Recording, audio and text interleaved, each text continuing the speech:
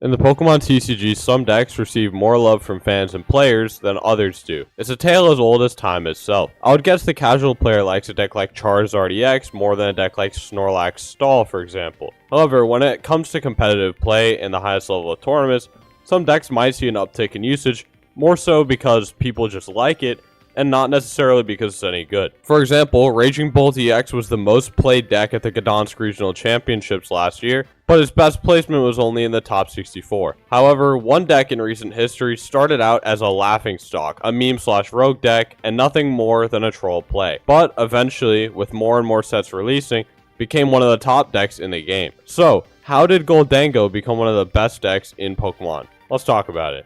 Gholdengo EX is a Stage 1 Pokemon EX with 260 HP, which is solid. It's out of range of a one-hit knockout from common attackers like Miraidon EX and Dragapult EX, which is very valuable on a 2-prize Pokemon. Its ability Coin Bonus lets you draw a card once per turn, but if this Gholdengo that you're using the ability on is in the active spot, you draw one more card. This is nice to have, especially with hand disruption cards like Iono and Roxanne being prevalent in the format. Its attack, Make It Rain, for 1 metal energy, does 50 damage for each basic energy card from your hand that you choose to discard. So if you discard 7 energy, you hit the magic 350 damage number to one-hit anything in the game. However, getting those energy into hand could be challenging, although there were some ways around it. Earthen Vessel discards 1 card from your hand and searches the deck for 2 basic energy and puts them into your hand. Superior Energy Retrieval discards 2 cards from your hand and puts 4 basic energy from your discard pile into your hand. Letter of Encouragement can only be played after one of your Pokemon was knocked out last turn, and it searches your deck for 3 basic energy and puts them into your hand. Through a combination of these cards, it could in theory be possible to swing for 350 damage every turn on a decently bulky 2-prizer that also drew you cards. On paper, this seems really good. However, 3 huge problems really held the deck back for a while. The first was that draw power could be a real problem, leading to some massive consistency issues. Although on paper, added support from Radiant Greninja and Pokestop in combination with Gholdengo could be enough, in reality, it just couldn't draw you enough cards to find your basic energy when you needed them. This meant that responding to an aggressive attacker in the early game could be super difficult, since finding your vessels and energy wasn't guaranteed at all. The second issue is that there were already better and more aggressive one-hit KO decks in the format of battle styles through Paradox Rift. Mew VMAX was consistent, powerful, and everywhere. And despite the matchup seeming good for Gholdengo on paper, it really wasn't. Mostly because of the third issue plaguing Gholdengo, the stadium card Path to the Peak. Path to the Peak, when it's in play, turns off all rulebox Pokemon abilities in play, which could completely decimate Gholdengo both in the mid and late game. One path and a late game Iono or Roxanne could just end the game for the Gholdengo player instantly with no way to recover. Still, despite these issues, people gave Gholdengo a shot. Players started playing 2 or 3 copies of Worker, which draws 3 cards and discards a stadium in play, to help get around Path to the Peak. The first event that Gholdengo was legal for was the Latin American International Championships. If there was one tournament for Gholdengo to prove its worth early on, this would be the one. There were no Gholdengo in Day 2. The next regional of the format in Gdansk also saw none in Day 2. The next regionals in Brisbane also saw none in Day 2, and same with Stuttgart and San Antonio, until finally it got a top 64 at Portland Regionals. Due to a large majority of the decks utilizing Path to the Peak like Miraidon, Giratina, Mew, Arceus, and more, it just isn't hard to see why Gholdengo struggled. After that, its best finish was a top 32, until Dortmund Regionals, where it got 2nd place. It was unbelievable. A standard Gholdengo list got 2nd at a regional. The fact of the matter is, this run seemed to be a bit of a fluke. And after this, it wouldn't get another run back even close to the finals until the standard format rotation in 2024, where we enter chapter 2 of Gholdengo's story. Gholdengo won the Puerto Rico special event and got top 16 at Stockholm Regionals that same week. How did this happen? First and most obvious, the format rotated, and with it rotated Gholdengo's biggest ops, Mew VMAX and Path to the Peak. With his best counter gone, Coin Bonus couldn't be deactivated ever, especially in the late game when you most needed it, and neither could Radiant Greninja. The list that won Puerto Rico played 1 Revavroom as an additional draw engine alongside the standard Palkia V-Star that had been in the Gholdengo list for a while.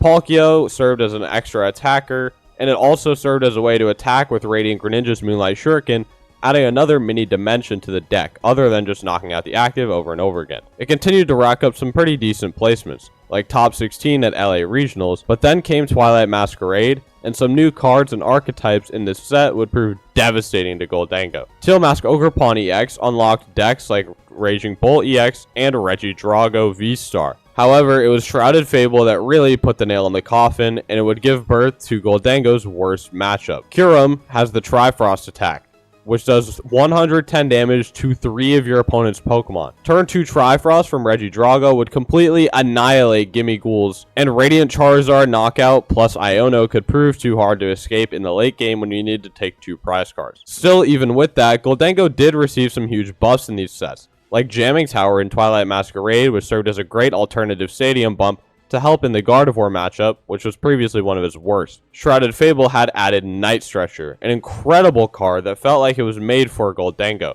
retrieving either a Pokemon or a basic energy from the discard pile. This became an instant 2 or 4 of staple in the deck, since you could either grab your Pokemon like Gholdengo EX and Gimme Ghouls, or you could grab basic energy to add damage to make it rain. However, after a disappointing showing at Worlds, Gholdengo did get a top 4 at Dortmund Regionals the next season. It then got 3rd at LAIC, proving that it could consistently perform on the big stage international events. However, now we enter Chapter 3 of Gholdengo, and the one card that not only completely transformed the deck, but gave it new life in a format that didn't seem to be its ally. Energy Surge Pro, the Ace-Spec card from Searching Sparks, upon first read, is a joke. It's an Ace-Spec card, meaning you can only play one of any Ace-Spec in your deck. And if you play Energy Surge Pro, you can't play any other Ace-Spec like Prime Catcher, which was the usual staple Ace-Spec in the deck, thanks to its synergy with Radiant Greninja. Energy Surge Pro aptly searches your deck for basic energy, except it's unlike anything we've ever seen. It searches one basic energy of each different type from your deck and just puts them into your hand for one card. This means that with the 8 types of basic energy in the game,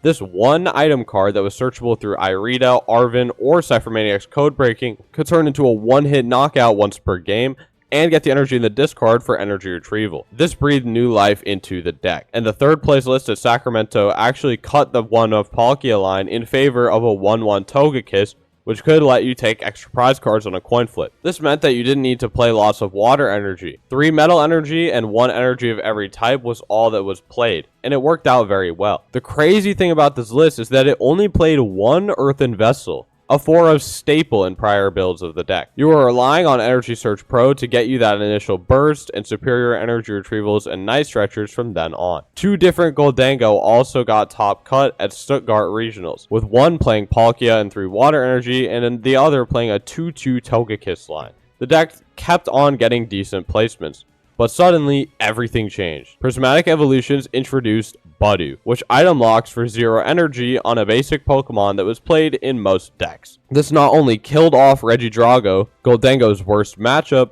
but it also revitalized one of its better matchups in Dragapult EX, which ended up becoming the BDIF. At EUIC 2025, American players realized that Gholdengo had incredible potential. Gholdengo quickly became the star of the show. It placed 3rd, with 5 total in the top 32 and dozens more in day 2. The list the best American players played was different from prior lists.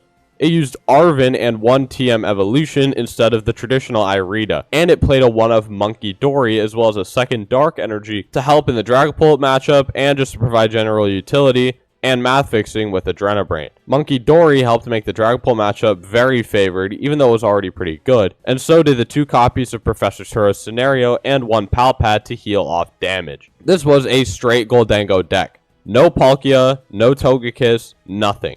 Just 4/4 Gholdengo, Pheasantipity, Radiant Greninja, and other support Pokemon. Its matchups into the best decks were actually very good. If not donked, Cloth is very favored if you get to set up, obviously, and Dragapult was also very good. Miraidon, which previously dominated the Merida Regional Championships, the first event of Prismatic format, could also struggle to knock out multiple Gholdengo over the course of an entire game. Gholdengo then got 2nd at Vancouver Regionals, playing Spiritomb and the one prize Gholdengo to help into his worst matchup, Snorlax Stall. However, with rotation coming, Gholdengo will take a big hit. Gone are Radiant Greninja, Pokestop, Irida, and Palkia V-Star, all former staples of the deck at times. Still, it doesn't look too bad in the post-rotation format, with good placements at the Champions League Fukuoka, and I'm really excited to see where Gholdengo goes next. This is the story of how a bad deck became one of the best. Subscribing would be greatly appreciated. Sorry for the lack of uploads recently.